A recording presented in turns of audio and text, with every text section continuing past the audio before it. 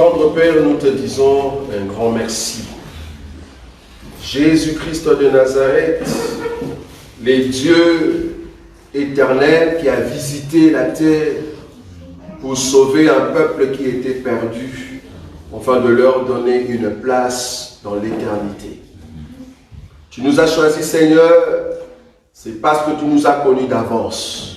Tu nous as appelés et tu nous as donné ta parole pour nous former, afin de nous accorder la forme venant de toi. Amen. Si aujourd'hui nous portons ta sémence, Seigneur, ce n'est pas un hasard. C'est parce que autrefois, dans l'éternité, nous étions présents quand toutes choses étaient créées. Et aujourd'hui, nous voici sur la terre, écoutons ta parole pour que nous ayons la statue parfaite de ton esprit, parce que tu es Dieu. Bénis tout un chacun de nous. Par la sémence, tu t'es attaché à nous, afin de nous donner ta parole. Une parole certaine qui touche l'âme, une parole certaine qui touche l'esprit de l'homme, pour que l'homme soit rétabli à la position initiale dans le jardin, parce que tu es Dieu. Bénis tout un chacun de nous, et que cette parole trouve place dans nos cœurs, en ton nom, Jésus-Christ, que nous avons ainsi prié. Amen. Amen. Shalom à tout un chacun de nous. Shalom. Nous allons continuer notre enseignement, un enseignement très grand.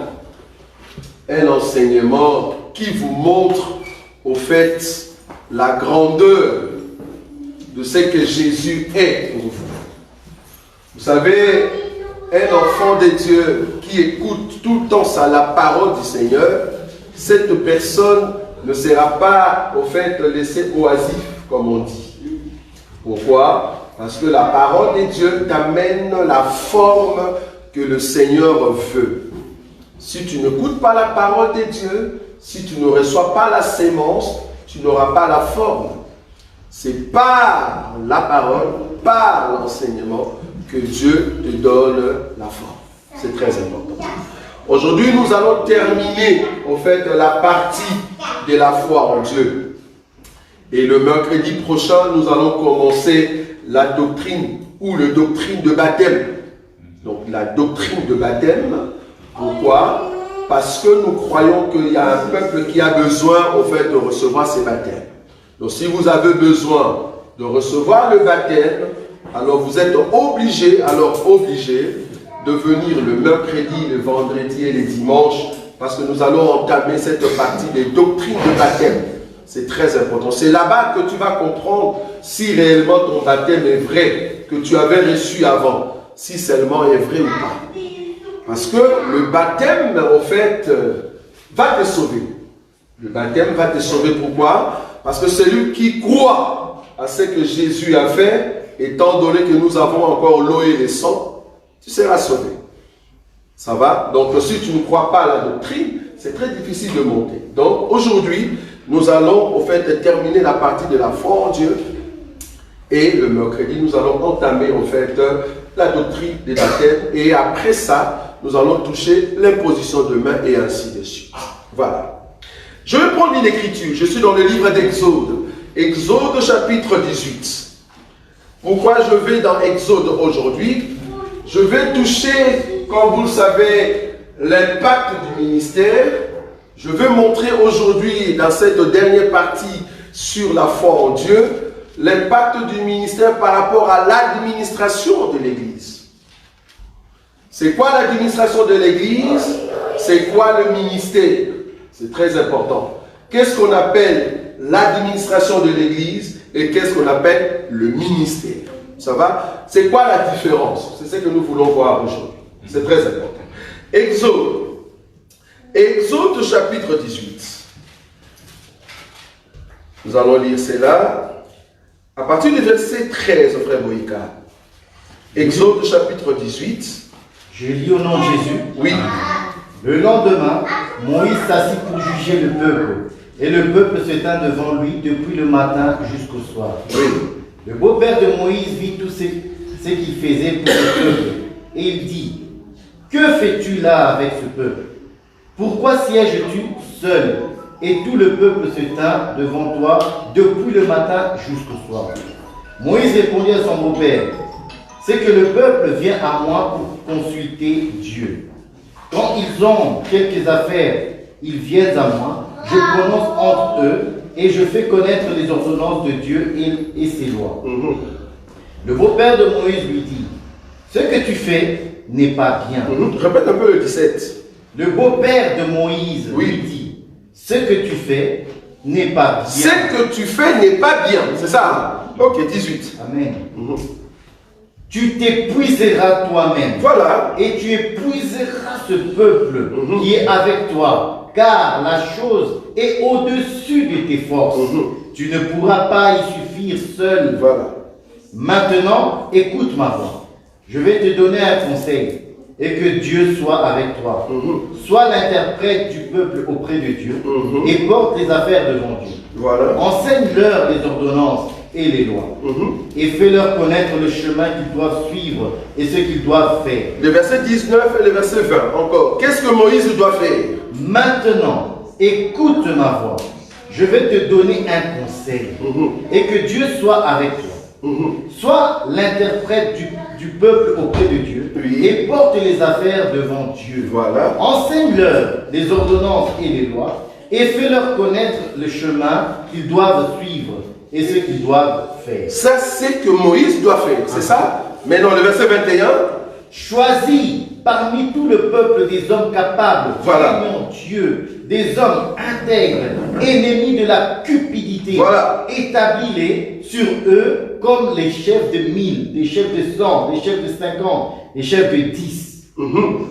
Qu'ils jugent le peuple en tout temps, qu'ils portent devant toi toutes les affaires importantes et qu'ils prononcent eux-mêmes sur le petite cause. Excusez-moi.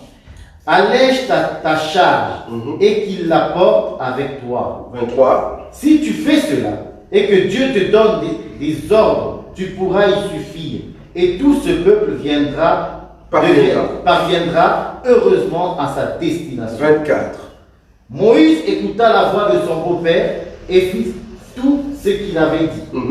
Moïse choisit des hommes capables parmi tout Israël et il les établit chefs du peuple, chefs de 1000, chefs de 100, chefs de 50, chefs de 10. Il jugeait le peuple en tout temps. Ils portaient devant Moïse les affaires difficiles et ils prononçaient eux-mêmes sur toutes les petites causes. Moïse laissa partir son beau-père et Jéthro s'en alla dans son... Tu peux rester toujours là. Ici, nous voulons voir l'administration de l'église. Une église, c'est-à-dire locale. Comme vous savez, dans le corps, nous avons la partie qu'on appelle ministérielle et la partie qu'on appelle administration. C'est-à-dire, Paul va nous donner la signification du corps. Il dit même dans le corps, il y a des parties qui sont plus importantes. Et ces parties, nous le couvrons au fait de beaucoup de sécurité. Mais il y a d'autres parties qui sont aussi dans les corps, mais qui ne bénéficient pas réellement au fait de la même qualité, mais qui font partie du corps. C'est très important. Donc même dans le corps humain, nous avons des parties qui ont au fait une valeur et d'autres moins de valeur. Alors nous voulons voir maintenant dans ce qu'on appelle église locale. Il y a une différence entre église, corps du Christ, et église locale. Église, corps du Christ, c'est le mot Jésus qui donne des ordres là-bas. Ce n'est pas un homme qui donne un ordre là-bas. Église, corps du Christ, Jésus établit lui-même qui est chef, qui est ministre. C'est pour cela que nous disons que dans les corps universels, nous ne voyons pas le ministère des femmes parce que Dieu lui-même n'a pas établi de femmes comme un ministre. Parce que ça, là où nous sommes dans le corps, en fait, universel, qu'on appelle Église. Mais dans l'Église locale, il fallait qu'il y ait une organisation à part le ministère. Nous avons des ministres, c'est vrai, mais s'il n'y a pas d'organisation, ça ne va pas. Maintenant, ici, nous voyons maintenant dans l'ombre. Qu'est-ce qui s'est passé dans l'ombre? Moïse étant ministre, il travaillait seul. Bien sûr, il était avec Aaron, ça on est d'accord. Mais il faisait tout seul. Donc il jugeait, Il parlait avec le peuple. Quand nous parlons de peuple ici, ce n'est pas 10 personnes. Ce n'est pas 20 personnes. C'est le peuple d'Israël. C'est toute une nation. Sortis de l'Égypte, ils sont venus dans le désert. Maintenant, Moïse commençait à poser. Toi, quel est ton problème? Toi, mais tu vas t'épuiser, Moïse. Ils sont nombreux. Alors Jéthro, le beau-père de Moïse, va lui donner les conseils que nous avons lus ici. Les conseils, c'était quoi?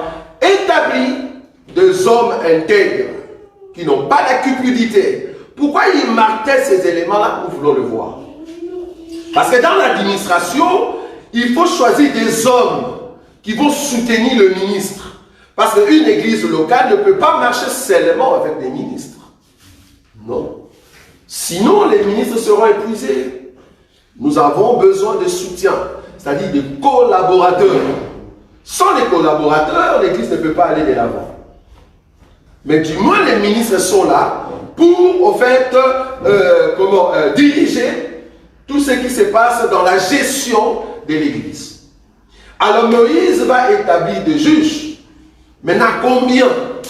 Il a établi des juges, c'est vrai, mais il fallait qu'il y ait des anciens, parce qu'à part le juge, il y avait aussi des anciens d'Israël. Donc, Jéthro a donné les conseils pour que tu établisses des juges. Ce sont eux qui vont aller vers le peuple pour leur demander quel est ton problème, quel est ton souci. Ils vont ramener maintenant l'information vers Moïse. Voilà ce que nous avons trouvé, voilà ce que tu dois faire. C'est très important et Moïse doit écouter. Pourquoi? Parce qu'il y a le peuple qui sont en contact avec, il y a des juges qui sont en contact avec le peuple et ils ramènent l'information vers Moïse. Et on nous a dit qu'il y avait des juges de 1000, de 100, de 50 et de 10. Donc il y avait une personne qui dirigeait 10 personnes et celui qui dirigeait 10 personnes lui-même était soumis à celui qui dirige 50 personnes. Donc il doit former un rang de 10, ça fait 50. Donc il faut qu'au-dessus de 50 là, ça va, je ne sais pas si vous voyez ça. Au-dessus de ces 5 hommes qui dirigent 10, il y a encore un qui dirige les 50. Au-dessus de un qui dirige les 50, il y a aussi un parce qu'il faut qu'il y ait 2 50 pour faire 100. Est-ce que vous voyez ça? Donc pour faire 100. Mais là pour faire 100, donc il faut qu'il y ait aussi un. Donc regardez un peu l'hiérarchie. Je ne sais pas si vous avez vu ça. Ah oui. L'hiérarchie, au fait, de juges. Il y a le juge de 10. Il faut que 10 juges de 10 soient dirigés par... Non, pardon, il faut que 5 juges de 10 soient dirigés par un. Il faut que 2 juges de 50 soient dirigés par un. Et il faut que 10 juges de 100 soient dirigés par un. Est-ce que vous voyez l'hiérarchie? Et l'information va monter du petit peuple vers Moïse. Est-ce que vous voyez? Amen. Parce que Moïse travaillait avec des hommes à côté de lui par le conseil de Jéthro. Je souligne ça. Très important. Par les conseils de Jéthro. Maintenant, regardez encore cette écriture. Nombre chapitre 11. Nombre chapitre 11. Oui.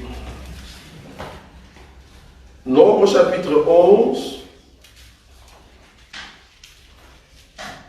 À partir du verset 13.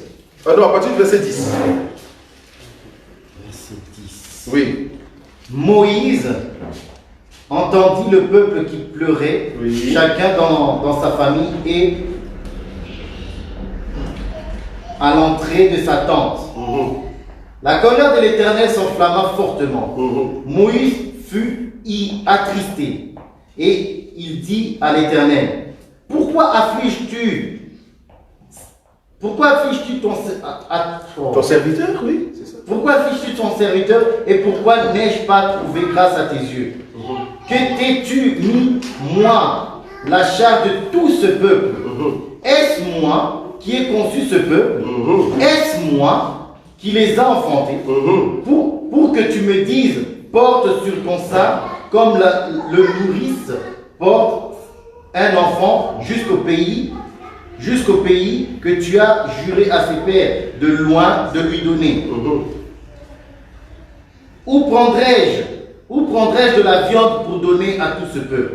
Car il pleure auprès de moi en disant: donne-nous de la viande à manger. Je je ne puis pas à moi seul porter tout ce peuple, car il est trop pesant pour moi. Le verset 14. Je ne puis pas à moi seul porter tout ce peuple, car il est trop pesant pour moi. Le verset 16 et 17. Verset 16. L'Éternel dit à Moïse, assemble auprès de moi 70 hommes, des anciens d'Israël, de ceux que tu connais comme anciens du peuple et ayant autorité sur lui. Amène-les-moi, amène-les à la tente d'assignation et qu'ils s'y présentent avec toi. Je descendrai et là je te parlerai. Je prendrai de l'esprit qui est sur toi et je le mettrai sur eux, afin qu'ils portent avec toi la charge du peuple et que tu ne la portes pas toi seul. Le verset 17. Je descendrai Oui. et là je te parlerai. Je prendrai l'esprit qui est en toi, qui est sur toi, et je le mettrai sur eux, afin qu'ils portent avec toi la charge du peuple, et que tu ne la portes pas à toi seul. 25. Le dernier verset. 25. L'Éternel descendit dans la nuée et parla à Moïse. Il prit de l'esprit qui était sur lui et le mit sur les 70 anciens. Et dès que l'esprit reposa sur eux, ils prophétisèrent, mais ils ne continuèrent pas. Voilà. Tu peux te remercier. Parole du Seigneur. Amen. Remarquez le verset 25. C'est là-bas que je commence maintenant cette dernière partie sur la foi en Dieu, c'est-à-dire l'impact du ministère par rapport à l'administration. Remarquez le verset 25. L'Éternel descendit dans la nuée et parla à Moïse. Il prit de l'esprit qui était en lui. Est-ce que c'est ça? Non. Regardez vos Bibles. Non. Nous sommes dans un culte, frère. Non. Ne soyez pas comme des spectateurs, comme si on était dans un cinéma. Ici, nous écoutons la parole de Dieu. Vous avez une Bible, moi aussi j'en ai. Nous regardons dans la Bible. Pour que je ne dise pas, vous ne disiez pas, ah, qu'est-ce qu'il nous a dit alors que ça ne se trouve pas dans la Bible. Je répète le verset 25. L'Éternel descendit dans la nuée et parla à Moïse. Il prit de l'esprit qui était en lui. Non. Voilà. C'est très important. Des petits mots comme ça, personne ne peut te dérouter. Parce que ce sont des petits mots comme ça qui te fait entrer dans la connaissance de Dieu. La Bible n'a pas dit l'esprit qui était en lui. Non. On est d'accord? C'est l'esprit qui était où? Sur Moïse. Ah, donc, l'esprit qui était sur Moïse, c'est l'huile. Or, l'huile qui est sur Moïse peut descendre sur les autres. Amen. Or, nous avons dit que l'esprit qui est sur, c'est pour l'œuvre. Amen. Donc, ce que Dieu va prendre sur Moïse, c'est pour l'œuvre. Comment tu vas travailler Moïse? Ben, je vais prendre juste ton esprit. L'esprit que je mis sur toi, je vais le déposer sur les 70. Vous voyez? Et la Bible dit, il va prendre l'esprit qui était sur Moïse. Or, l'esprit qui était sur Moïse, c'était l'esprit prophétique. Est-ce qu'on est d'accord ou pas? Oui. L'huile sur nous, l'esprit de la révélation, ou don de la révélation. Vous voyez, non? Voilà. Il va prendre l'esprit qui était sur Moïse, c'est-à-dire la prophétie. Il va répandre sur les 70. Pourquoi? Pour qu'ils deviennent collaborateurs avec Moïse. Parce que Moïse plénichait. Il disait, mais je ne saurais pas, Seigneur. Je ne peux pas le faire seul. Je ne saurais pas. Alors Dieu a dit, ok, je comprends que tu as besoin des collaborateurs comme anciens, pas comme juge. Parce que comme juge, Dieu l'avait déjà fait. Maintenant ici, c'est comme ancien. Qu'est-ce que Dieu va faire? Il prend l'huile, la capacité, la même dimension, la portion qui était sur Moïse, il le dépose chez les autres. Et la Bible dit, si tu descends, les 70 ont aussi prophétisé. Ils ont reçu la capacité maintenant de gérer. En d'autres termes, Dieu a pris Moïse, il a multiplié fois 70. Est-ce que vous voyez ça? Amen. En d'autres termes, Dieu a pris la vision qui était sur Moïse, il a posé sur 70. Ça, c'est l'œuvre du ministère. Un ministre doit être capable de prendre la vision qu'il a reçue et les déposer sur les personnes qui travaillent avec lui. Très important. Sinon, tu ne sauras pas travailler. Si dans la collaboration, vous n'avez pas la même vision, ben vous allez tomber. Ça ne va pas avancer. Parce qu'il y aura toujours quelqu'un qui viendra, non, moi je n'ai pas ta vision. Je n'ai pas reçu ta vision, donc je ne saurais pas aller avec toi. Parce que la grâce que tu as, la façon que tu vois les choses, je ne saurais pas aller de l'avant. Or, aujourd'hui, le véritable prophète qui avait reçu l'onction et qui a répandu ça sur les 70, le prophète en question s'appelle Jésus. Est-ce qu'on est d'accord? Maintenant, tout ministre qui vient, il est dans les 70. Amen. Tout ministre qui vient, il est dans les 70. C'est-à-dire, quand nous te regardons, nous ne voyons pas la vision de Moïse. Tu n'es pas dans les 70. C'est vous voyez ou pas? On avait dit de fermer cette porte, c'est très important.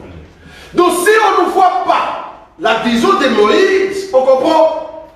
On comprend que tu n'as jamais reçu la multiplication venant de Moïse. Donc, Jésus, c'est lui le véritable prophète. Son onction repose sur nous. C'est ça, Éphésiens chapitre 4. En montant, il a fait le don aux hommes. Est-ce que vous voyez l'écriture, non? Qui a fait le don? C'est Jésus, non? Donc, on a pris l'esprit qui est Christ, on va le déposer sur le ministre. Donc, tout ministre, quand nous te regardons, on doit voir la vision de Christ. Amen. Donc, une église qui n'a pas la forme de la vision de Jésus, nous disons que ce n'est pas une église de Christ. L'église de Christ doit avoir la vision de Christ. Donc, d'abord les 70 ici comme anciens, je martèle parce que je veux toucher la définition des anciens véritables dans les corps, c'est-à-dire dans les corps et dans l'église locale.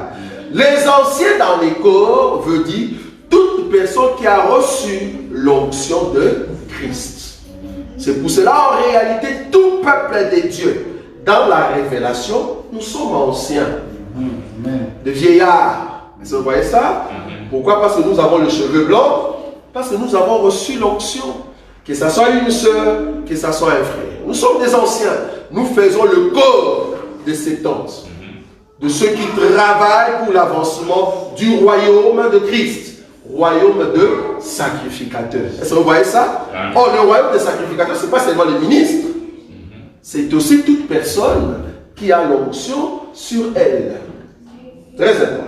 Mais dans la pratique, étant église locale, ça diffère. Maintenant, étant église locale, une église locale, normalement, il y a un ministre. Pourquoi? Parce que le ministère a été donné pour l'enseignement. C'est ce que Moïse a fait. Je ne sais pas si vous voyez ça. Moïse, on lui a dit, écoute, toi, tu vas commencer à amener les choses du peuple où? Vers Dieu.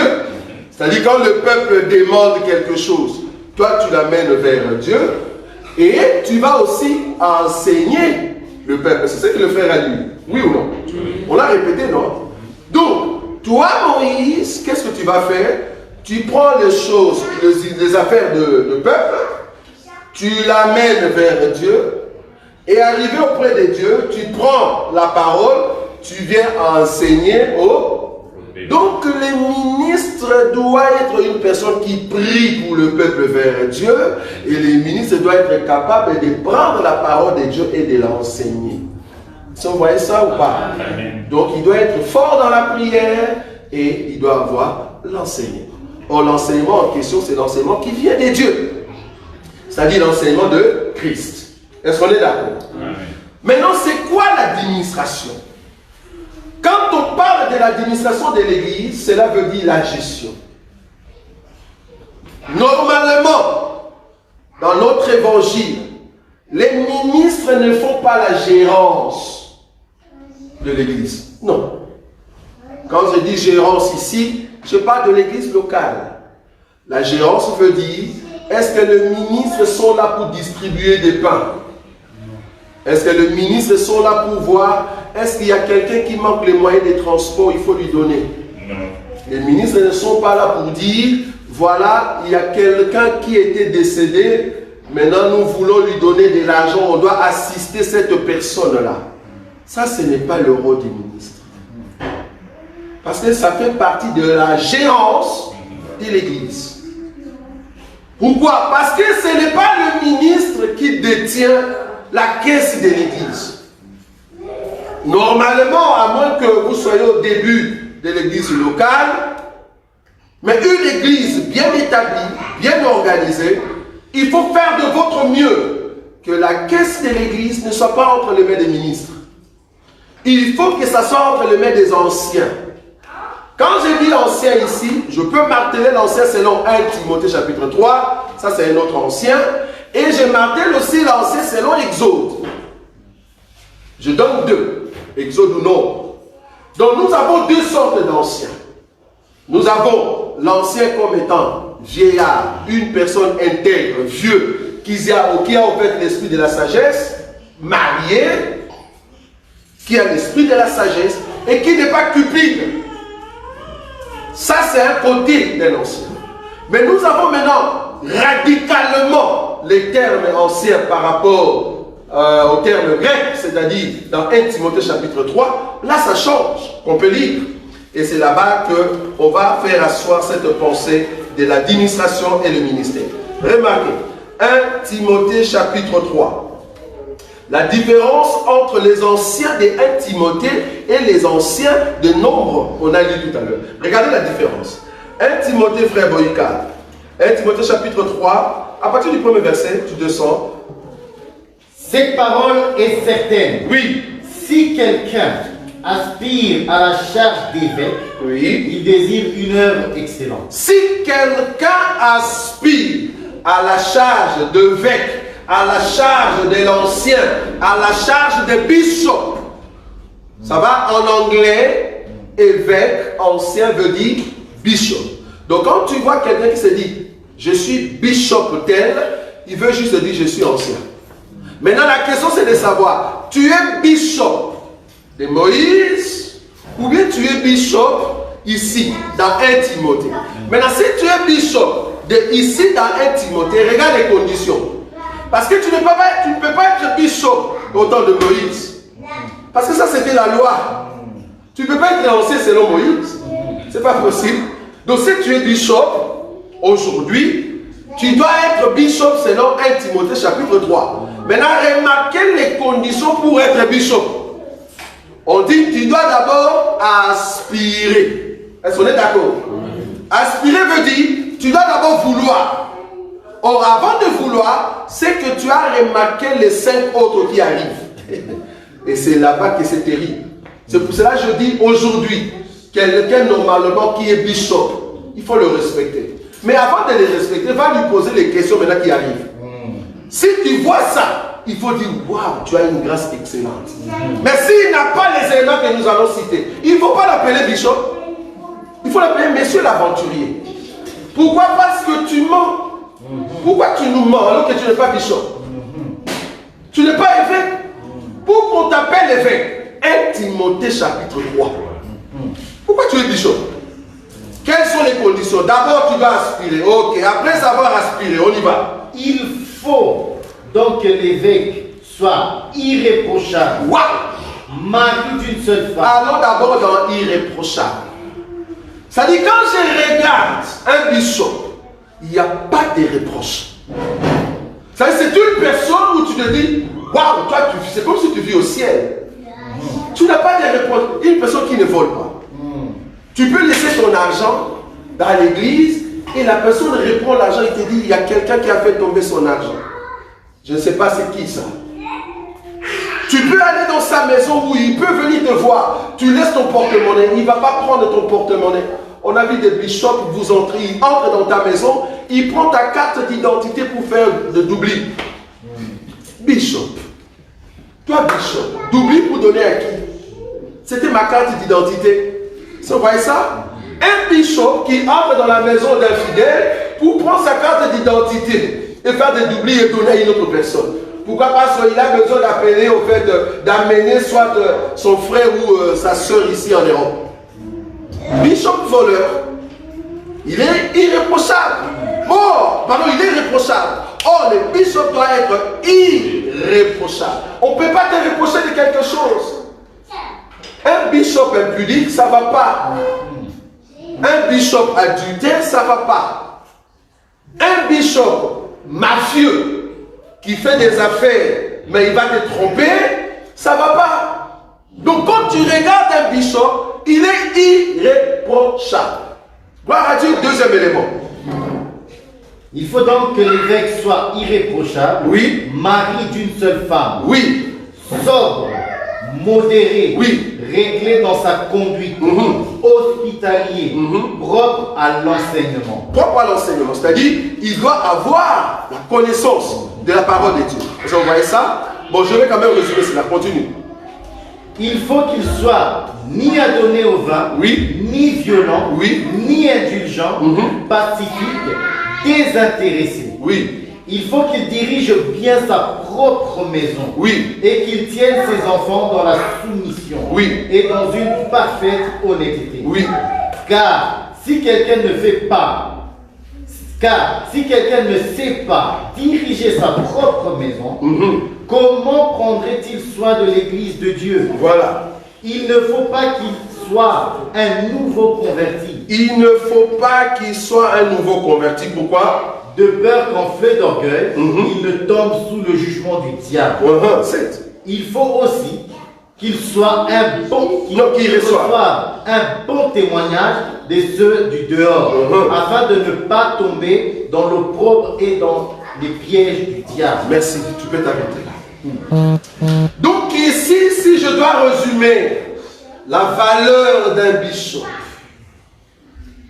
les autres sont partis trop loin pour dire je suis archibishop.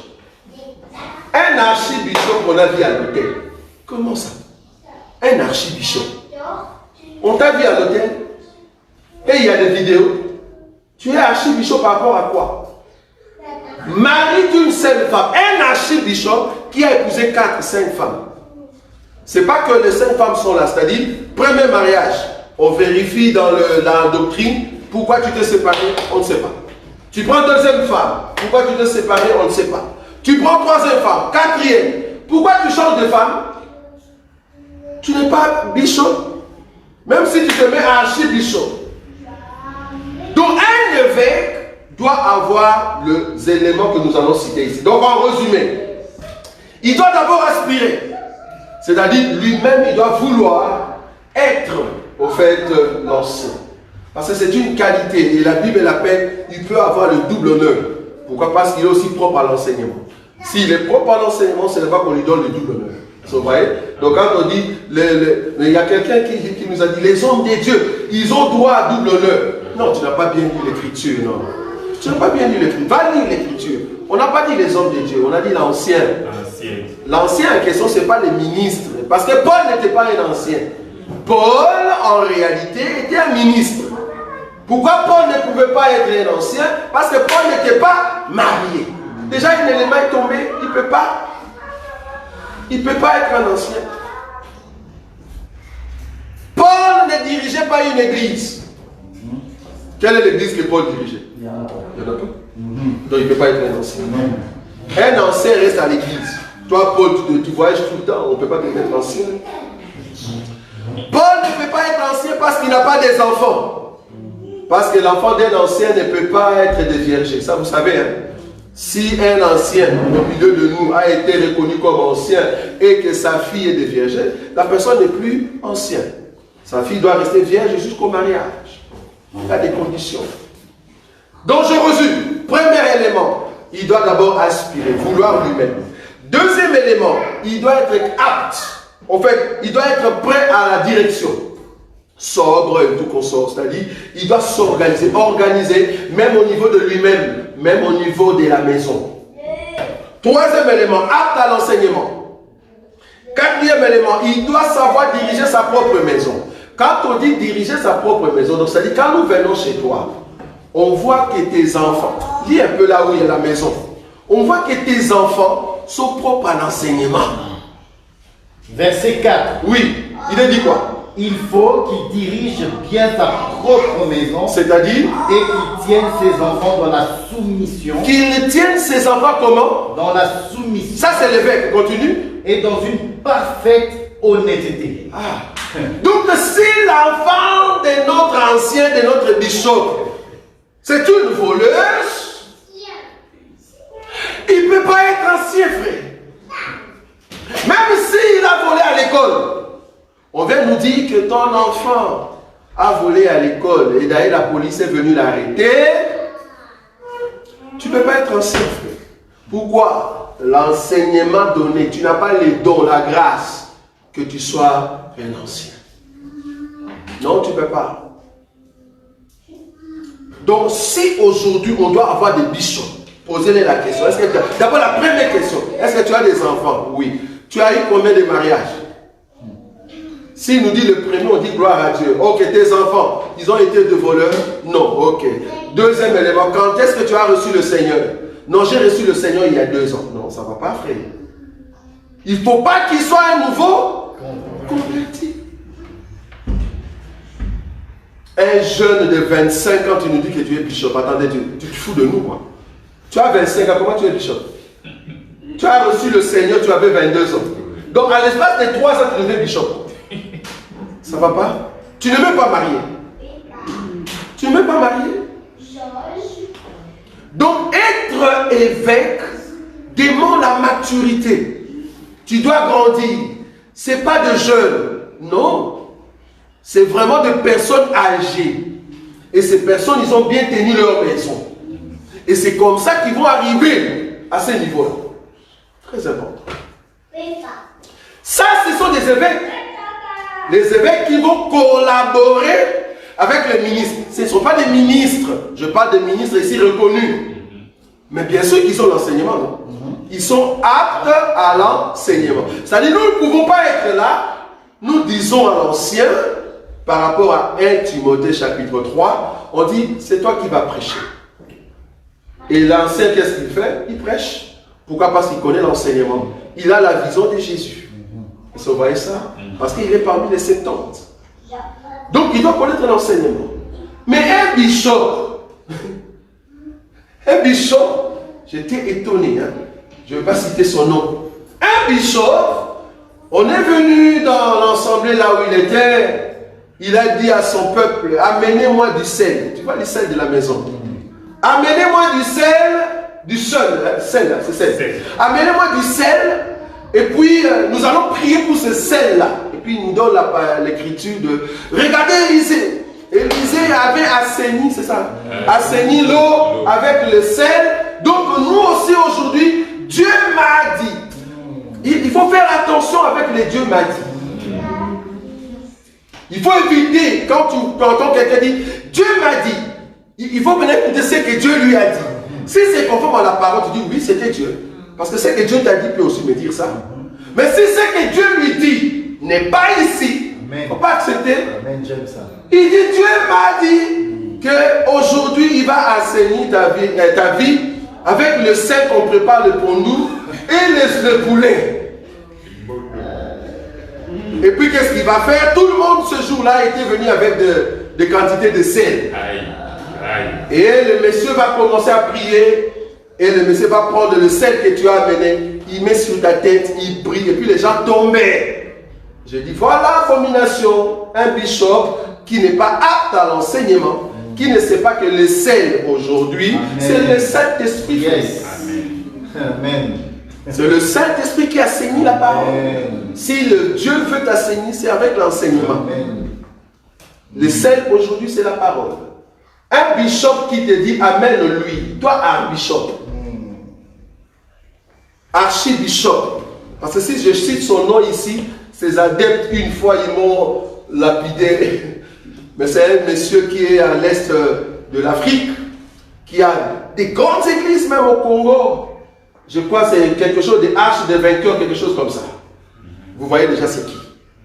Les messieurs, des fois, ils s'habillent en blanc, comme un ange. Qui t'a dit que les anges s'habillent en blanc? Ça, c'est l'interprétation biblique. L'ange peut s'habiller en rouge. Amen. Toi qui penses que les blancs en question veut dire vraiment blanc, blanc, blanc. Non. Quand on dit blanc, c'est juste, ça veut dire la pureté. L'ange aujourd'hui peut venir en jeans comme moi, l'ange. En tenue rouge. C'est un ange. Il n'est pas obligé de venir en blanc. Il peut venir en noir. Noir. Costume noir, smoking. Aujourd'hui. Et puis l'ange te salue. Parce que l'ange aujourd'hui, il vient comme un homme normal. En pantalon. Il ne vient pas en robe. Chose bizarre, vos anges sont toujours des blancs. Donc l'ange noir n'existe pas. C'est grave. Et les messieurs, qu'est-ce qu'il fait? Il s'habille en blanc. Il dit à tout le monde, achetez des mouchoirs. Si tu vas dans une église, on te dit d'acheter des mouchoirs, d'acheter de l'huile, d'amener de l'eau. Tu ne vas pas. Pourquoi tu es parti là-bas? Il faut sortir. Qu'est-ce que tu fais là-bas? Dieu n'est plus dans des préceptes de l'huile, de mouchoirs. Prends ces mouchoirs, tu vas mettre sur ton enfant avant de dormir, prononce 3 paroles. Dieu le Père, Dieu le Fils, Dieu le Saint-Esprit. Agis. Ça c'est la magie, frère. Amen. Ça s'appelle la magie. Dieu le Père, il s'appelle comment? Dieu le Fils, il s'appelle comment? Dieu le Saint-Esprit, il s'appelle comment? Pourquoi tu ne dis pas directement Jésus? C'est parce que le nom de Jésus dérange. Ils ne veulent pas te donner ça. Il dit aux messieurs, vous avez des mouchoirs, mettez ça sur la tête, vous êtes en tout blanc, commencez à prier. Il donne de l'huile. Toi, un bishop, tu as vu ça ici, au temps des apôtres, à partir de 1 Timothée chapitre 3. Toi, un bishop, tu as pris ça où? Ah mon frère, la Bible comme tu la vois là, chacun peut aller dans sa doctrine, mais nous tous nous irons au ciel. Non, ce n'est pas possible. Il faut que l'esprit qui est sur Jésus descende sur le Septante. Amen. Nous tous, on doit avoir le même esprit, Amen. Les mêmes enseignements. Il n'y a pas 2 enseignements. L'enseignement de Christ descend sur le Septante. C'est-à-dire, ce que toi tu fais, ça doit être ce que Pierre a fait. Mais regardez dans beaucoup d'églises, ils sont ennemis de Paul. J'aime pas Paul. Ah, il parle tout le temps de foulard. Hey, ne mettez pas de foulard. Moi, je ne veux pas. Allez, restez avec vos cheveux. Paul n'a pas dit ça. Paul n'a pas dit ça. Venez comme vous voulez. J'ai entendu un monsieur qui a dit ça. Dans vos églises, on vous dit de ne pas mettre des pantalons serrés, de ne pas mettre ça. Chez nous, venez, venez, venez. Dès que vous allez écouter la parole, ça va vous changer. Non. Une personne qui vient, tu lui dis, comme tu viens là dans en Christ Jésus, écoute ce que nous présentons. C'est à la personne de choisir. Tu entres dans un restaurant, tu imposes. J'entre dans le restaurant, mais c'est vendre le goût, c'est jamais blanc. Et puis tu dis, je vais manger les pondous sacramades. Mais il ne va pas te donner. C'est le restaurant des blancs, frère. Qu'est-ce que tu es parti faire là-bas? Sors. Si tu veux rester là-bas, mange ce qu'on va te proposer. Amen. Spaghetti à la bolognaise. Voilà, c'est ce que tu vas manger. Parce que c'est un restaurant italien. Tu es parti là-bas parce que tu savais que tu voulais manger italien. Si tu veux les salamades, va à Clémenceau. C'est là-bas qu'on va te préparer ça, frère. Or, nous, dans l'enseignement, vouloir ou pas, il y a déjà notre menu, frère. Nous avons le menu qui a été déjà présenté, vouloir ou pas, c'est toi qui dois savoir. Si tu ne veux pas notre menu, tu n'as qu'à sortir, frère. C'est un restaurant céleste. Si tu veux aller au ciel dans notre restaurant, là où nous allons manger avec le Père, tu dois respecter le menu. Amen. Si tu ne respectes pas le menu, tu ne veux pas manger avec nous. Votre église, les femmes mettent le foulard. Non, ce n'est pas notre église, c'est l'église de qui? La Bible dit, jugez en vous-même. Est-il convenable à une femme de prier sans se voiler? Jugez en vous-même. Donc, c'est-à-dire toi-même, tu entres comme ça, tu dis, je commence à me juger. Est-ce qu'il est convenable que je puisse prier sans voile? Ça, c'est l'écriture.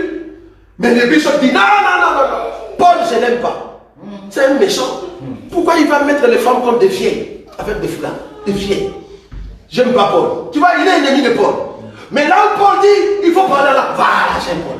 Ici, il faut parler. Parlez, tout le monde. Parlez alors. Ici, Paul est notre ami. Paul est bon. Ah, voilà, donc tu aimes Paul par rapport à ce que toi tu veux. Or, il faut aimer la parole. Manger la chair et les os. Nous mangeons tout, frère. L'agneau, il faut le manger tout. Même là où ça fait mal, il faut manger. Ça, c'est l'enseignement que nous avons. Donc, un ministre reçoit en fait l'onction de Christ sur lui. L'enseignement des prophètes et de apôtres. Jésus-Christ étant la pierre angulaire. Alors, montre-nous l'enseignement des prophètes et des apôtres. Tu es déjà contre l'apôtre Paul. Tu es contre l'apôtre Paul et Pierre. Ça ne va pas. On comprend que dans ton église, tu es ennemi d'Ésaïe. Il y a des gens qui sont ennemis d'Élie, sans les savoir. Ils sont ennemis d'Élie. Mais quand ils vont dans l'écriture là où Élie a évoqué le feu, là ils sont amis. Frère, on va évoquer le feu. On va évoquer le feu. Allez, commencez à évoquer le feu sur vos oncles, tout ça. Mais quand on va lui expliquer, non, Élie n'a pas fait ça, frère. Élie a évoqué le feu sur l'animal. C'était pas si long. Là, il dit, je suis ennemi d'Élie. Il ne veut pas. Il ne savait pas que l'animal en question qu'on a invoqué le feu, c'est Jésus. Si tu es sorti de Jésus, toi aussi tu es l'animal. Parce qu'en réalité, le feu, quand ils invoquent le feu, ils doivent me jeter ça, c'est moi. Invoquer le feu pour que ça nous consume. Parce que tous ceux qui sont sortis de Jésus, vouloir ou pas, nous sommes sacrifices sur l'autel. Est-ce que vous savez? Donc quand ils invoquent le feu, non, ça doit tomber sur nous. Pourquoi? Parce que nous sommes de l'or qui doit passer sur le feu pour que nous soyons clairs et bénis. Est-ce que vous voyez ça? Mais ils ne connaissent pas l'enseignement. Bishop. On se dit, tu es bishop par rapport à quoi, frère? Tu n'es pas apte à l'enseignement. C'est grave. Donc ça, ce sont deux évêques. Ils doivent collaborer avec les ministres dans ce qu'on appelle la gérance de l'église. Maintenant, à part les évêques, il y a encore qui? Voilà, on continue. Remarquez maintenant, à part les évêques, il y a qui encore? On continue l'écriture. 1 Timothée 3, oui. À partir du verset 8. Oui, allez-y, frère. Les diacres aussi doivent être honnêtes, éloignés de la duplicité, des excès de vin, d'un gain sordide, conservant le mystère de la foi dans une conscience pure. Voilà. Qu'on les éprouve d'abord. Qu'on les éprouve d'abord. C'est-à-dire quoi? Quelqu'un peut nous aider, vous qui allez à l'école, vous aimez beaucoup étudier. En tout cas, nous, on essaye d'étudier, mais ça ne va pas. Vous qui allez à l'école, qu'on éprouve une personne, cela veut dire quoi? C'est-à-dire, on examine la personne. Je veux t'éprouver. C'est-à-dire, je prends mon argent, je laisse, je passe. Je regarde si tu vas ramasser et tu vas me les donner. Mais toi, tu ramasses, tu mets dans la poche. La Bible dit, nous ne pouvons pas te mettre comme un diacre. Donc, un diacre, il faut l'éprouver. Est-ce que vous voyez? Donc, une personne comme Étienne, Philippe, il faut d'abord les éprouver. Éprouver pour trouver quoi? Les bons témoins. Amen. Est-ce que vous voyez ça? Amen. Tu ne peux pas être d'un diacre, tu ne peux pas travailler avec nous si tu as un mauvais témoignage. On a besoin de ces bons témoignages. Donc les diacres, c'est aussi des gérants. Ils travaillent avec le ministre. Encore, on continue, les éléments. C'est jusqu'à 16. Mystère de la foi dans une conscience pure. Oui. Qu'on les éprouve d'abord et qu'ils exercent ensuite leur ministère. Ensuite, c'est-à-dire, on t'a éprouvé, on trouve que tu es bon, c'est-à-dire qu'ensuite, on exerce quoi? Le ministère. On n'a pas dit diaconat. Hein? Le terme diaconat, c'est aussi un ministère, mais pas un ministère de la parole. Est-ce qu'on est d'accord? C'est ce que je vous avais dit la fois passée. Nous avons plusieurs ministères. Mais en ce qui concerne le ministère de la parole, nous avons que 5. Les autres, ce sont des talents, ce sont des grâces que Dieu donne, mais ce n'est pas lié à la parole. Par exemple, le diaconat, c'est un ministère. Quand on dit ministère, veut dire service. C'est un service, mais service de la gérance. Gérance de quoi? Dans l'église locale. Est-ce que vous voyez ça? Ok. Qu'on les éprouve d'abord et qu'ils exercent ensuite leur ministère s'ils sont sans reproche. Sans reproche, donc de la même manière avec l'évêque. Sans reproche, oui. Les femmes de même doivent être honnêtes, non médisantes, sobres, fidèles en toutes choses. Un instant. Ici, j'ai eu un débat avec de bien-aimés qui nous ont dit le femme diaconesse n'existe pas. Messieurs, toi qui nous suivez en ligne, le problème avec vous, vous n'aimez pas faire des recherches. Vous prenez votre Louis II, croyant trouver en elle la vie. Vous prenez le Louis II, hein? Vous sondez Louis II, croyant trouver en lui votre vie. Mais il faut avoir plusieurs versions. Et c'est là-bas que tu comprends le sens du mot. Quand on parle de femme ici, Dans d'autres versions, on a dit des diaconesses. C'est-à-dire, il y a aussi des diaconesses. Mais on a commencé par les diacres et maintenant le femme diaconesse. C'est là-bas que nous sommes maintenant. Pourquoi on va mettre cette écriture là-bas si ça ne concerne pas, au fait, là-bas c'est quelle version? C'est le Seigneur. Hein? Semeur. Écoutez maintenant dans la version Semeur, il est dit quoi? Il en va de même pour les femmes diacres qu'elles doivent inspirer. Les femmes des diacres ou les femmes diacres? Les femmes diacres. Ça veut dire quoi? Diaconesse. Maintenant toi tu n'as même pas fait des recherches, tu viens de nous dire, dans notre évangile, les diacones. Arrêtez votre langage là. Vous pensez qu'on n'a jamais été au fait dans l'étude pour comprendre la Bible? Des diaconesses, ça existe dans la Bible. Nous les croyons. Si tu dis qu'il n'y en a pas, tu as un problème. C'est parce que tu lis que Louis II. Tu as lu, et plus grave des autres, ils n'ont même pas lu second. Ils ont le, comment on appelle, le Bible Emmanuel. Là. Tu vois la Bible Emmanuel? Gédéon. Voilà. Tu vas y mettre ça dans la poche. Tu as cette version-là. C'est grave. Tu ne vas rien comprendre. Le terme diaconat veut dire service. Et dans ces services-là, on peut être dans les services, dans l'église locale. Il y a beaucoup de services. C'est là-bas qu'on avait dit la fois passée, on en parlera sur le service de femmes dans l'église. Une femme peut être diaconesse. Même au temps de Moïse, nous avons eu deux diaconesses. Mais est-ce qu'une femme peut être ancienne? C'est grave ce qui se passe dans le monde, surtout dans les églises de réveil. Ils ont mis l'affiche. Venez, nous allons consacrer cette soeur ou ce soeur. Elles vont devenir des anciennes. Je dis, ah, ça c'est grave.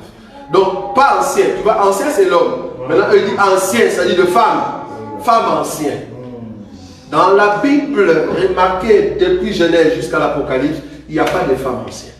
Pourquoi? Parce qu'un ancien peut devenir directement un ministre. Pourquoi? Parce que c'est un ministre en devenant. Facilement. Il doit être vraiment juste en enseignement. Or, si tu mets une femme là-bas, c'est-à-dire la femme peut enseigner. Or, la femme ne peut pas enseigner. Donc, en ce qui concerne l'enseignement, l'ancien, là-bas, il n'y a pas de femme. Nous n'avons pas vu ancienne. Donc, une femme qui est ancienne. Non, il n'y en a pas. Mais de diacre, oui. Par exemple, ici, nous avons femme diacre. Donc, de diaconesse. Est-ce qu'il y a une écriture noire sur blanc où on a parlé sur une diaconesse? Cherchez-moi ça. Frère Patou, cherchez-moi ça. Frère Patou, cherchez-moi ça, cette écriture. Là où on parle de diaconesse, Fouébé. Vous connaissez, non? Voilà. Allez, cherchez-moi cette écriture-là. Donc, là-bas, c'est noir sur blanc pour démontrer que des femmes diaconesses ou des femmes diacres, ça existe. Est-ce que vous voyez ça? On va prendre ça. Nous sommes... Ça doit être Romains, c'est ça? Romains 16. Romains 16, allez-y. Il est dit quoi? Je cherche juste les versets.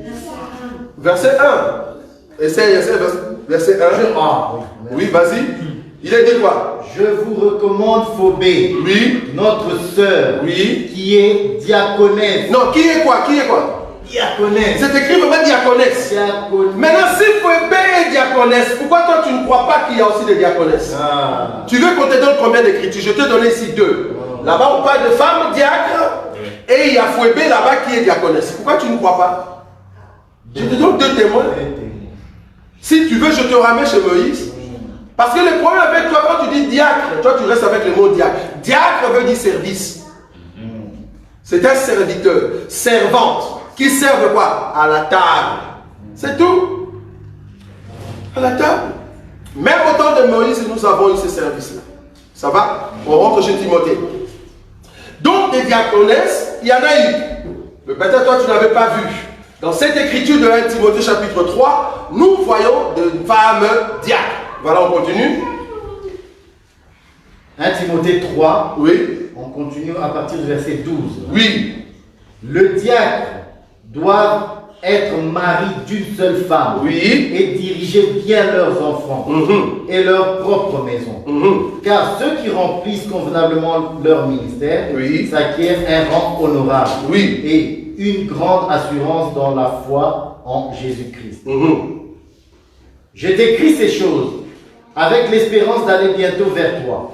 Mais afin que tu saches, si je tarde, comment il faut se conduire dans la maison de Dieu, qui est l'église du Dieu vivant, la colonne et l'appui de la vérité. Voilà, merci beaucoup. Donc ici, on parle de l'église. Nous sommes dans l'église corps.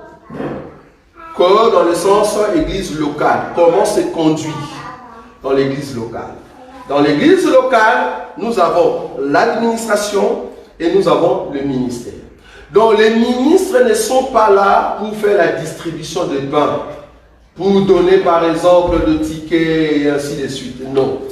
Le rôle d'un ministre par rapport à Actes chapitre 6, on va le répéter, hein, c'est comme ça qu'on va exhorter rapidement pour nos bien-aimés qui voulaient avoir en fait cette certitude.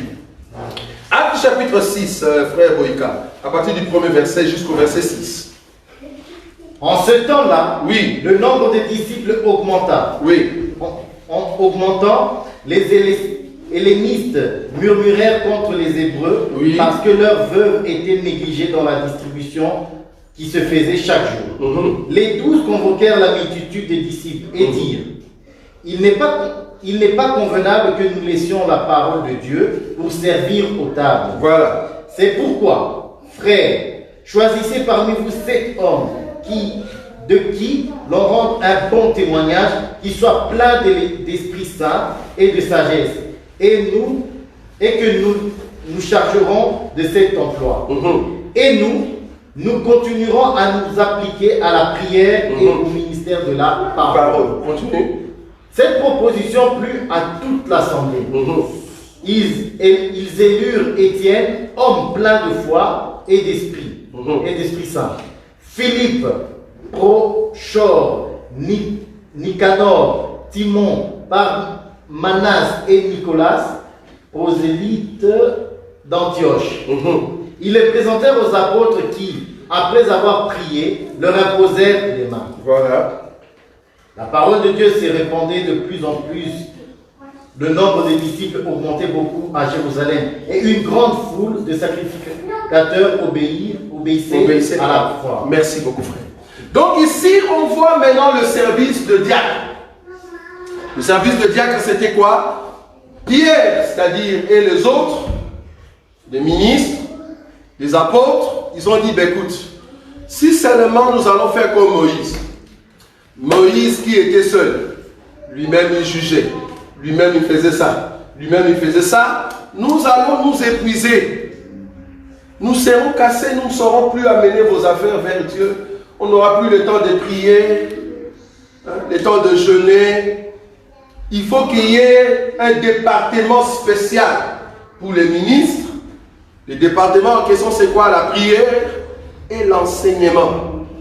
Comme ça, le peuple va entrer dans la présence de Dieu avec les ministres dans la prière, et les ministres vont amener l'enseignement, la parole juste auprès du peuple. C'est pour que le peuple aille au ciel. Sinon, si les ministres restent aussi dans les pains, distribution, c'est pas mettre un peu de l'ordre au milieu du peuple, il y aura un grand souci. Mais ce qu'on va faire, on doit choisir au fait des personnes, premièrement remplies du Saint-Esprit comme des ministres. Est-ce qu'on est d'accord ou pas? Remplis du Saint-Esprit comme des ministres aussi. Ils ont un bon témoignage comme les ministres. C'est grave de voir que le pasteur lui-même a un mauvais témoignage, mais la diaconesse respecte la parole de Dieu. Je préfère encore cette diaconesse que toi, parce que tu es déjà impudique, tu es insolent, tu ne sais pas parler aux autres, tu n'as pas la sagesse. Mais une femme qui est là dans l'église, qui respecte l'enseignement, un frère qui n'a pas le ministère de la parole, mais qui respecte l'enseignement. Mais toi, tu te dis ministre arrogant, parce que tu es un nouveau converti, tu ne comprends pas les choses de Dieu. Non, je préfère encore ce frère-là. Pourquoi? Parce que c'est une personne qui respecte la parole, remplie du Saint-Esprit, remplie de l'esprit de la sagesse, et la personne a un bon témoignage. Mais toi, le ministre, quel est ton témoignage? J'ai toujours dit, dans une assemblée, quand vous entrez, vérifiez le robinet. Toujours. Ça, c'est la clé. Partout où vous allez passer. Partout où on va t'inviter. Entre. demande quel est le témoignage de cet homme qui vous prêche. Parce que j'aimerais savoir si j'ai besoin de la vie. Ça c'est un. Quelle est la qualité d'eau qui sort de sa bouche? Si c'est l'eau qui vient de Karam, il ne faut pas boire, c'est interdit là-bas. On ne peut pas boire l'eau de Karam, mon frère. Si c'est l'eau qui vient de, je ne sais pas où, qui sort, mais l'eau devait être claire, mais tu vois que l'eau est sortie noire, tu te dis, je ne vais pas boire. Si c'est l'eau de la Belgique, il faut faire attention. C'est clair, mais il y a des calcaires. Il faut faire attention. Je préfère encore l'eau de la Hollande. Parce qu'en Hollande, tu peux boire toutes les années. En tout cas, on a été en Hollande pendant plus de 5 ans. On buvait l'eau de robinet. En tout cas, je me te dire, si c'était ici en Belgique, on peut déjà avoir des cailloux dans notre front. Il faut éviter de boire l'eau de robinet. En tout cas, moi, je vous interdis. Pourquoi? Parce qu'il y a des calcaires. Ils ont fait des examens, ils ont vu qu'il y a des calcaires. Donc, plus tu bois l'eau de robinet, plus vouloir ou pas, il y aura des petits cailloux qui vont rester dans ton ventre. Et un jour, vouloir ou pas, tu auras mal. L'eau est claire, c'est vrai, mais il y a des calcaires. Donc, il faut bien examiner la parole qui sort de la bouche d'un homme de Dieu. Ça peut être pur, mais vérifie quand même. Est-ce qu'il n'enlève pas les chaussures avant d'entrer dans la salle? Est-ce que vous voyez ça? Est-ce que le monsieur ne nous donne pas de l'huile après? Est-ce que le monsieur nous fait payer la dîme? Est-ce que vous voyez ça? Est-ce que le monsieur ne nous fait pas payer la dîme? Est-ce que le monsieur n'a pas mis un bassin pour manger la Sainte Seine, on doit laver les pieds? Ça, j'ai vu même dans ceux qui prêchent la parole de Dieu pur. Ils mettent un bassin pour la Sainte Seine, vous allez laver les pieds. Et puis, il te fait sortir l'écriture. Jésus a lavé les pieds des disciples avant qu'ils puissent monter à Gethsemane. Ou quand ils étaient à Gethsemane. Ah oui, avant qu'ils puissent monter à Gethsemane. Donc, lors de la chambre haute, il a mis un bassin pour laver les pieds des disciples. Nous disons oui et amen. Les disciples l'ont fait. Ils étaient des inconvertis, frère. Moi, je suis converti. Pierre, quand il a reçu la connaissance, il a reçu le Saint-Esprit, il a pu faire.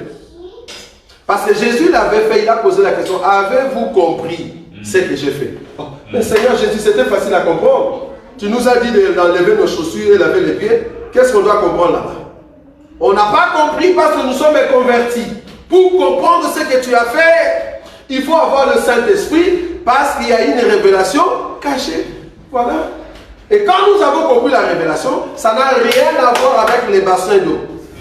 Donc aujourd'hui, nous ne pouvons plus laver les pieds, soi-disant parce que nous voulons manger la Sainte Seine. Parce qu'on ne sait pas ce que tu vas faire avec cette eau-là.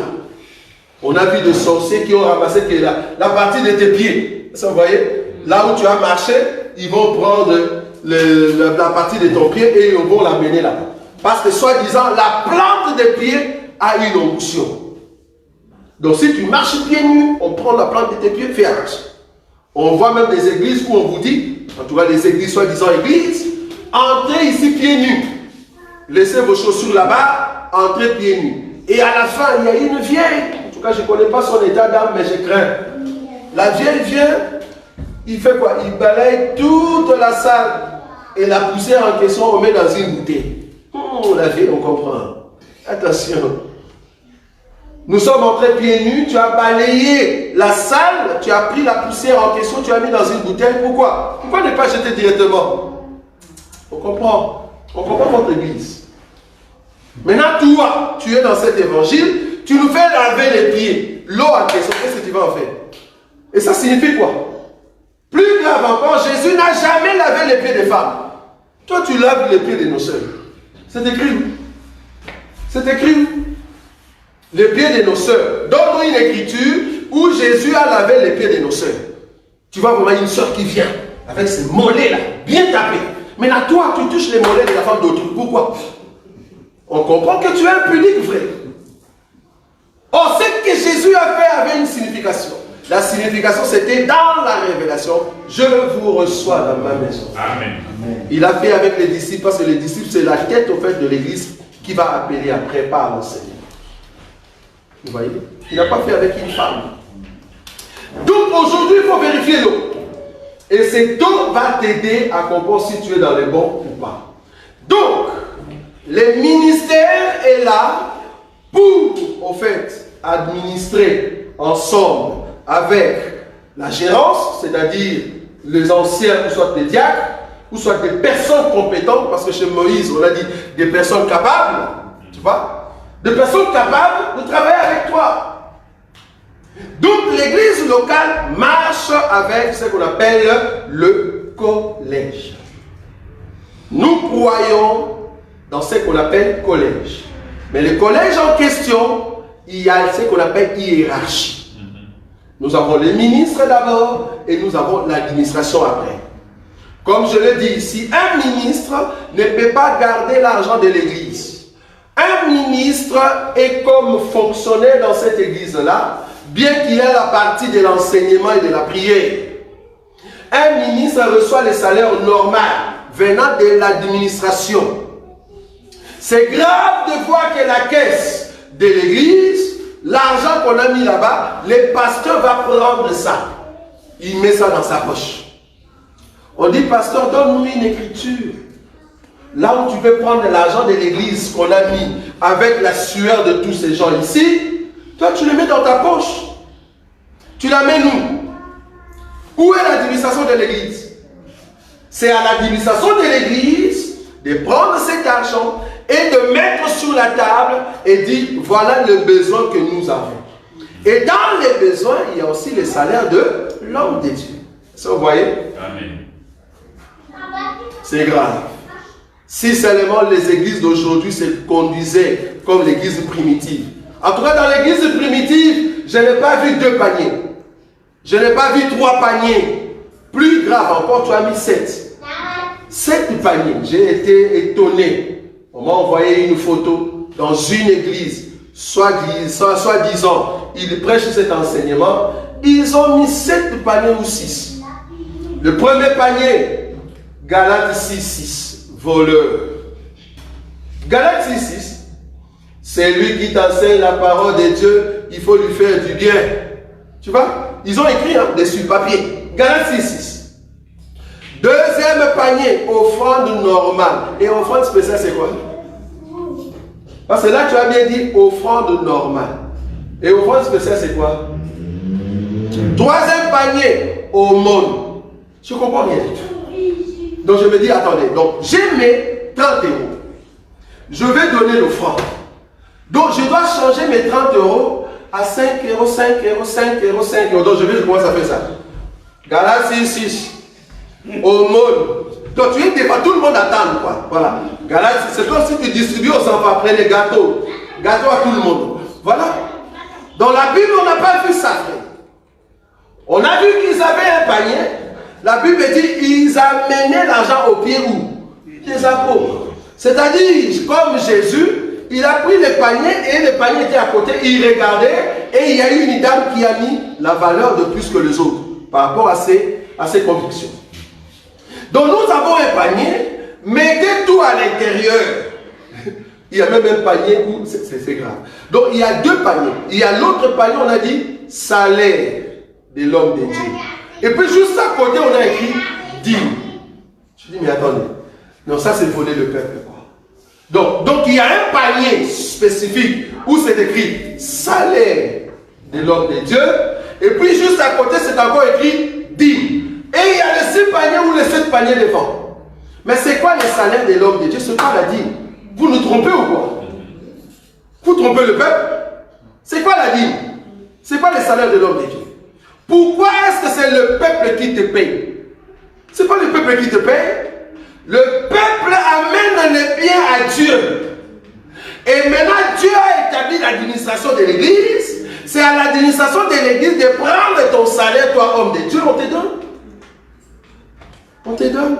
Il y a beaucoup d'hommes de Dieu qui n'ont jamais appris ce qu'on appelle l'organisation de l'église. Allez à l'école, apprenez ce qu'on appelle marketing. Si du moins tu apprends le marketing, ça peut t'aider quand même. Le cours de marketing peut t'aider à comprendre ce qu'on appelle la gérance. Parce que tu ne connais pas. Remarquez dans la Bible, tu ne vas pas voir Pierre prendre les paniers et mettre dans sa poche. Non, ce n'est pas possible. Et puis il y a un autre panier, don.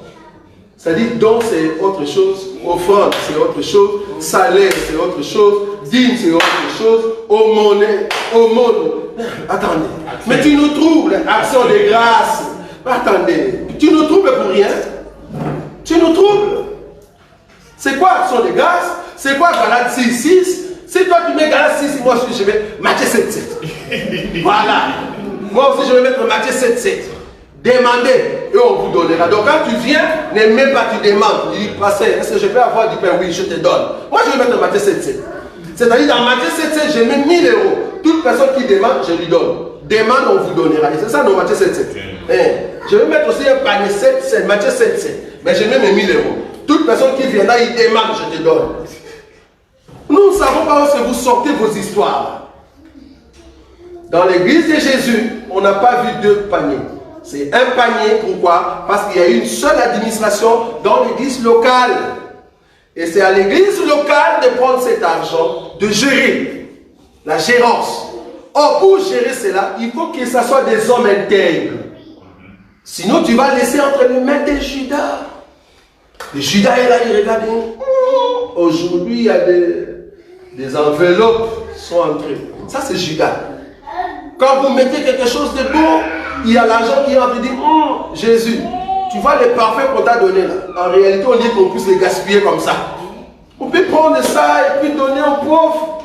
Et heureusement que Jean était là. Jean, il lisait ses pensées. Il dit, cet homme-là, il disait ça parce que c'était un voleur. Il va prendre l'argent en question et je ne sais pas donner ses copines. Bon, ça, c'est moi qui dis. Parce que les Judas, ils sont terribles, ils sont prêts à tout. Est-ce que vous voyez? Donc en réalité, il faut que ça soit un homme intègre, que vous avez donné confiance, un homme marié.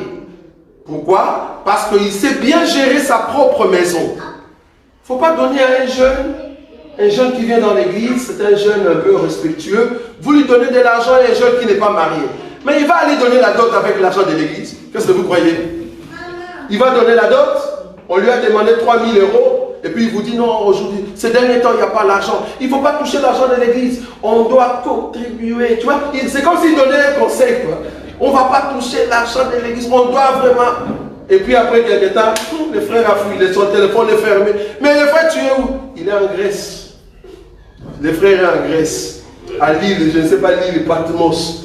Pour voir les anges. Là, il fait des fitness. Avec des anges dans une piscine. Ça, c'est grave. Il faut faire attention. Nous voulons que des hommes soient intègres. Si vous voulez donner la tâche d'une personne qui prend la gérance de l'église, il faut que ce soit une personne intègre et cette personne doit être mariée. Et vous connaissez sa maison. C'est bizarre que nous ne connaissons pas vos maisons. En tout cas, nous allons instaurer un système. Prochainement, en tout cas à partir du mois d'août, tout enfant de Dieu qui est au milieu de nous, il faut nous donner votre adresse. Nous allons commencer par système alphabétique. Nous t'appelons pour te dire quand est-ce que tu vas nous recevoir chez toi. Un frère nous a dit, je ne saurais pas vous recevoir chez moi parce que ma femme est trop sale. Je dis, et la saleté de ta femme, ça nous regarde en quoi? Nous voulons juste te voir. Si ta femme est sale, alors toi, tu es propre, non? Alors, vas-y, nettoie la maison. C'est ta maison. Pourquoi tu dis ça derrière? Il ne faut pas dire ça. Tu fais sortir la saleté de ta femme partout. Si ta femme est sale, il ne faut pas le dire. Il ne faut pas le dire. Toi, tu es propre, vas-y, nettoie la maison, c'est tout. Donc, remarque que toi aussi, tu es sale. Donc, arrête de parler. Nous allons commencer à vous appeler pour que vous puissiez nous amener chez vous. Pourquoi? Parce que nous voulons communiquer face à face, mais dans votre maison. Vous devez nous recevoir aussi, comme la Bible le dit dans notre doctrine, que les ministres peuvent passer chez vous à la maison, prier avec vous, savoir un peu le problème que vous avez dans vos maisons, et nous voulons compatir à cela. C'est très important. Ça va commencer en tout cas au mois de août. Pourquoi? Parce que c'est la partie ministérielle. Donc il faut comprendre que la partie ministérielle, il faut qu'on travaille vraiment comme il faut. Mais nous cherchons encore la partie administrative. Parce que jusqu'à présent, je travaille seulement avec 4 personnes, je crois, voire même 5. Mais nous voulons qu'il y ait encore d'autres personnes qui veulent entrer dans l'administration de l'Église. Si Dieu vous a donné un bon témoignage, si tu penses que tu peux nous aider, que ce soit une maman, que ce soit un papa, Tu veux entrer dans ces corps administratifs. Tu veux nous aider pour faire avancer l'évangile que nous avons. C'est vrai qu'il y a la partie ministérielle, mais nous voulons que l'administration puisse croître. Alors tu es le bienvenu. Tu es le bienvenu, pourquoi? Parce que nous voulons former un corps solide. C'est avec ce corps-là que nous allons commencer alors à entrer dans des prières intenses. Quand le ministère s'associe avec l'administration pour faire monter la prière, c'est au fait Moïse et les 70. Est-ce que vous voyez ça? Quand il y a Moïse et les 70, la Bible dit, Dieu faisait descendre sa gloire quand il a appelé Moïse et les 70. C'est très important. Nous voulons être soudés ensemble. C'est ça l'église. La force de l'église, c'est quand les ministères sont ensemble avec l'administration. Nous coopérons ensemble. Nous avons la même vision et nous marchons ensemble. Mais chacun dans son rôle. Parce que l'administration, ce n'est pas le ministère. Ce n'est pas la même chose. Mais cependant, l'administration est là, peut aider le ministère avec des conseils. Vous voyez ça? Avec des conseils, comment est-ce qu'on peut élaborer quelque chose. Le ministère amène des idées, amène au fait de projets. Et c'est là, au fait, à l'administration de voir si le projet peut tenir. Est-ce que vous voyez ça? Est-ce que ça peut tenir dans 2 semaines? Ça peut tenir dans 2 mois? Ou ça peut tenir dans 1 année? L'administration n'est pas là pour dire non, nous ne voulons pas au fait ce que le ministère a amené. Nous, l'administration, nous décidons de ne pas accepter ce que le ministère a décidé. Non, ce n'est pas comme ça que ça se passe. Parce qu'en réalité, l'administration, c'est la femme au fait du ministère. Or, une femme ne peut pas contrarier son mari. Le mari amène le projet, le mari amène les idées, la femme donne des conseils pour que le projet réussisse. Donne des conseils pour que le projet réussisse. C'est très important. Est-ce qu'on est d'accord? Voilà. Donc c'est ça le grand souci. Alors, nous allons prier. Nous allons prier pour notre ensemble. Tu vas prier pour que le Seigneur puisse t'utiliser toi dans cette œuvre. Tu vas dire, Seigneur, montre-moi au fait mon rang. Je veux savoir quel est le rang que tu veux me mettre. Où est-ce que je peux travailler? Je sais que tu m'as doté des dons et des grâces. Je veux travailler dans ton œuvre. Mais quel est le rang que tu me donnes? Tu veux que je travaille pour? Si je dois être utile dans ton œuvre, qu'est-ce que je peux faire? Tu vas demander au Seigneur. Commence à prier maintenant là où tu es. Commence à élever la voix que le Seigneur puisse t'utiliser pour cette œuvre. Commence à prier.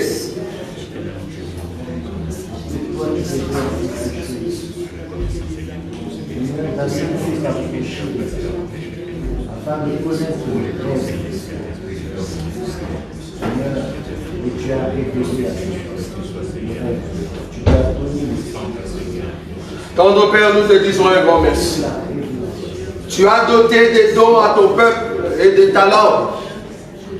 Et ces talents et ces dons, c'est pour l'avancement de cette œuvre. Nous voulons que tu puisses nous aider pour que nous puissions aller de l'avant. Aucun homme ne semblable à toi. Il n'y a que toi qui donnes la force et le courage de continuer. Permets que nous puissions, Seigneur, avoir la connaissance de ce que tu es pour nous, dans ce que nous faisons. Donne-nous, Seigneur, la grâce de travailler avec toi. Parce que la Bible nous dit que nous sommes ouvriers avec le Christ. Et nous croyons que c'est toi qui nous conduis. Conduis-nous encore davantage pour la seule gloire de ton nom. Toi qui es le Dieu élevé en grandeur, nous avons besoin de ton soutien. Bénis tout un chacun de nous pour la seule gloire de ton nom. Nous ne manquerons pas de témoigner ta grandeur quand nous verrons l'avancement de cette œuvre, parce que tu es le Dieu qui nous soutient. En ton nom, Jésus-Christ, que nous avons ainsi prié. Amen.